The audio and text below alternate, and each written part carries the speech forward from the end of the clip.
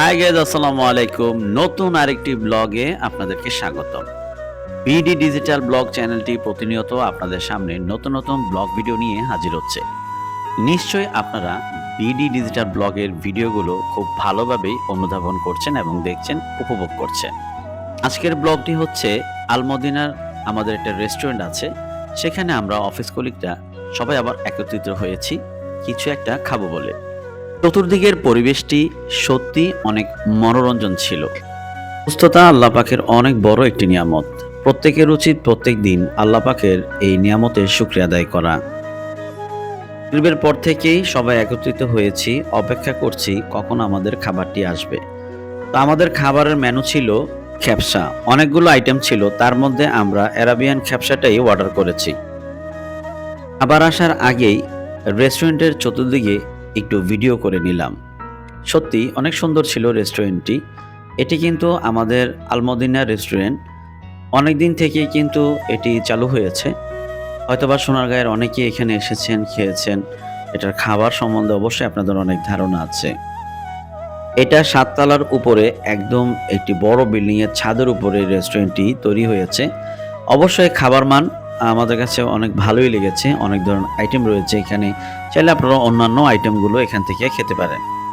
মানুষ মানেই ব্যস্ত, সারাদিন বিভিন্ন কাজকর্ম, ফ্যামিলি, বাজারঘাট সবকিছু মিলেই কিন্তু আমাদের জীবনটি কেটে যাচ্ছে। চলুন ভিডিওটি দেখতে দেখতে আমরা একটি ওয়াজ শুনি, যে ওয়াজের কথাগুলো খুবই গুরুত্বপূর্ণ ছিল।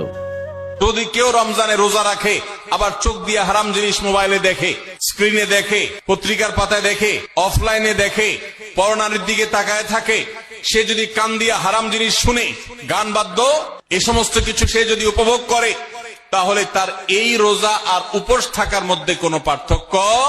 মনে রাখবেন, রোজা শুধু পেটের হয় না, রোজা চোখের হয়, রোজা কানের হয়, রোজা হাতের হয়।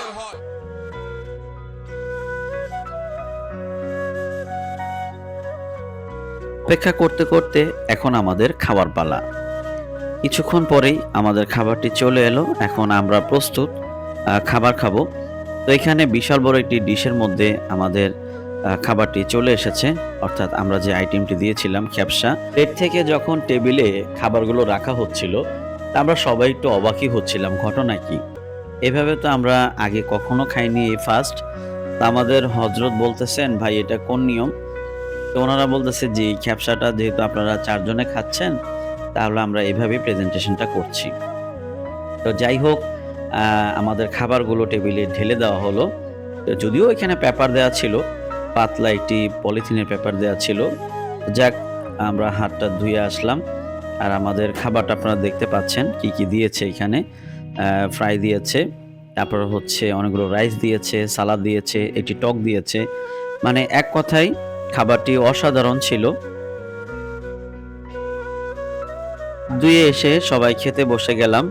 হ্যাঁ, সত্যি খাবারটা অসাধারণই ছিল। তো খাবার খেতে খেতে চলুন আরেকটি ওয়াজ শুনে নেই।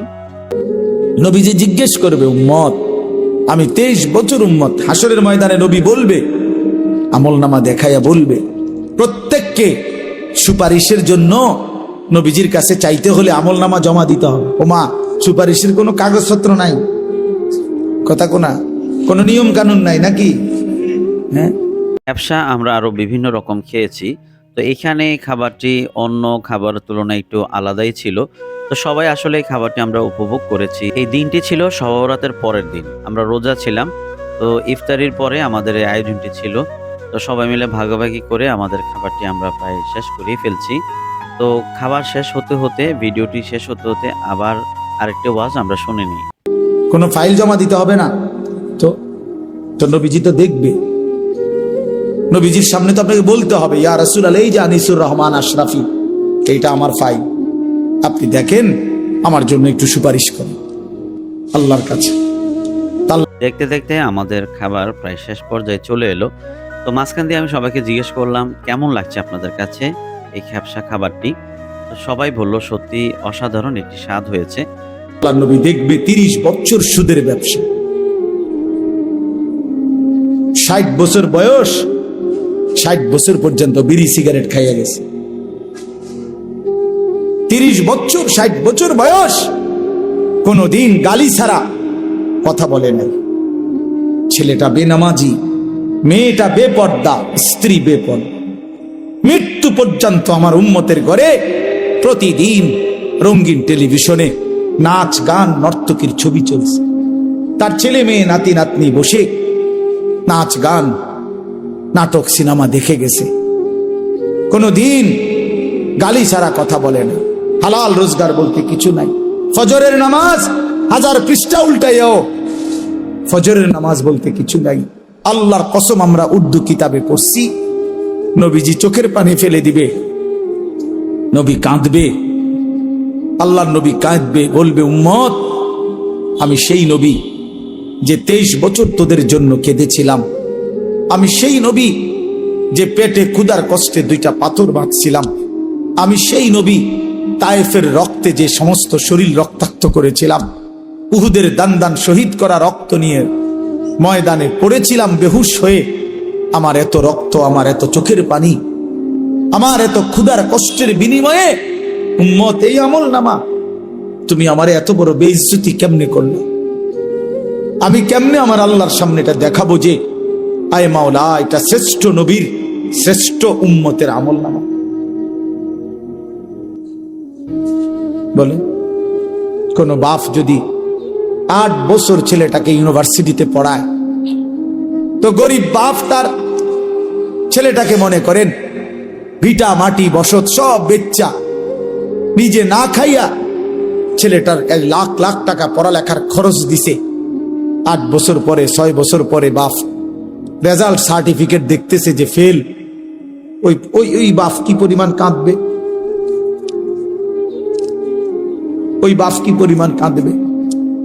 ওই বাপ বলবে না যে বাপ আমি তোরে মানুষ করার জন্য, তোর পড়ালেখার খরচ দেওয়ার জন্য ভিটাটা বেচা ফেলছি, মাটিটা বিক্রি করে ফেলছি, আমি জীবনে কোনো সুখের নাগাল পাই নাই। এই বছরও ভাই, এই গত হজ্জেও এক জিদ্দা থাকে এক প্রবাসী ভাই। আমি তো হজ উমরার সফরে গেলে প্রবাসীদের রুমে রুমে যাই। আমি আজ 32 বছর সৌদি আরব জিদ্দায় পড়ে আছি। কেউ 18 বছর, কেউ 16 বছর। জীবনের এই সুখের সময়টা যারা কাটাইছে বিদেশের জমিনে, যৌবনের পুরাটা টাইম শেষ করে দিছে বাপ। বিনিময় সেই বাপ যখন দেখে তার ছেলেটা ফেল, তখন সে বলবে বাপ তুই আমার এটা কি দেখাইবি? তুই আমার এতগুলো টাকা, তুই আমার এত বড় বেইজ্জতি কেমনি করলি বাপ? এটা বলবে না?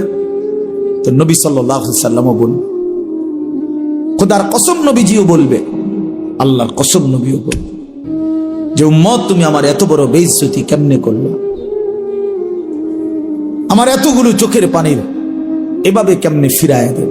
এই জন্য একজনই, আমি আবারও বলছি, আমি সংখ্যায় বিশ্বাসী না। কয়জন শুনছে খোদার কসম আমার এটা কোনো ফিকির না। আমি এক ফিকিরের বিশ্বাসী যে একজনই বুঝেন, একজন প্রিয় নবী সাল্লাল্লাহু আলাইহি সাল্লাম এবং সাহাবায়ে কেরামের কলিজার মধ্যে এই ফিকির ছিল মৃত্যু পর্যন্ত যে আল্লাহ পাকের এক এক বান্দা কিভাবে জাহান্নাম থেকে বাঁচবে। এটাই ফিকির, এটাই আমাদের জিন্দেগি। বাবারা, আপনাদের কাছে অনুরোধ, নিজের ছেলে মেয়ের দ্বীনের প্রতি নজর দিয়ে যুদ্ধ করেন, কষ্ট করেন। ছেলেটা নামাজ কেন পড়বে না? মেয়েটা পর্দা কেন করবে না? স্ত্রী কেন পর্দা করবে না? আপনি এটার উপরে 1000 বার চেষ্টা করেন। আলেমে দ্বীনকে পরামর্শ নেন, কোরআন সুন্নাহর দিক নির্দেশনা কি আছে এটা আপনি জেনে নেন। আপনি ওই পদ্ধতি প্রয়োগ করেন। স্ত্রী যদি নামাজ না পড়ে, আল্লাহর বিধান কি? স্ত্রী যদি পর্দা না করে, আল্লাহর বিধান কি? ছেলে মেয়ে যদি সেজদা না করে, হারামের মধ্যে লিপ্ত থাকে, আল্লাহর বিধান কি? এটা জেনে আমল করার চেষ্টা করেন। এমন নয়তো আপনিও আটকাবেন, সন্তানাদিও আটকাবেন। আখিরাতের ময়দানে কমপক্ষে প্রত্যেক মানুষকে নিজের এবং নিজ পরিবারের সদস্যদের ব্যাপারে আল্লাহ পাক জিজ্ঞাসা করবেন। এটুকুর জবাব সবাই দিতে হবে। কমপক্ষে এর মাফ কারণে আমি আর আমার বিবি বাচ্চা একই হিসাব আমারই দিতে হবে। তোমার বিবি বেনামাজি হলো কেন, বেপর্দা হলো কেন, তোমার ছেলে মেয়ে নামাজ পড়লো না কেন? আপনি কদ্দুর বলছেন, কি বলছেন, কদ্দুর চেষ্টা করছেন? আল্লাহর কাছে তো হিসাব আছে, ঠিক না? কথা বলে না কেন? আল্লাহর হিসাবে যদি হয় যে না, আমার বান্দা তার শেষ নিঃশ্বাস পর্যন্ত চেষ্টা করছে, তো ঠিক আছে, আল্লাহ মাফ করে দিবে। আর যদি আল্লাহ তো জানে আপনি কদ্দুর চেষ্টা করছেন না করছেন, আপনি নামাজের ফিকির করছেন যেদ্দুর, বিদেশের ফিকির করছেন তার তো 100 গুণ বেশি। আরে তো বাদ দাও, লাগবে না, পড়লে ফরুক, না পড়লে নাই, চাই বিদেশ ফাটাই দাও।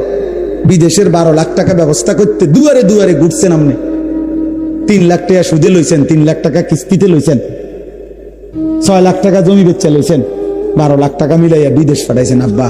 এরপর হুজুরের থেকে আইয়া কইছেন, হুজুর খাস করে দোয়া করেন তার লাগিয়া, আল্লাহ আল্লাহ করিয়া বহুত কষ্ট করে টাকা মিলাইছে, খাস করে দোয়া করতো।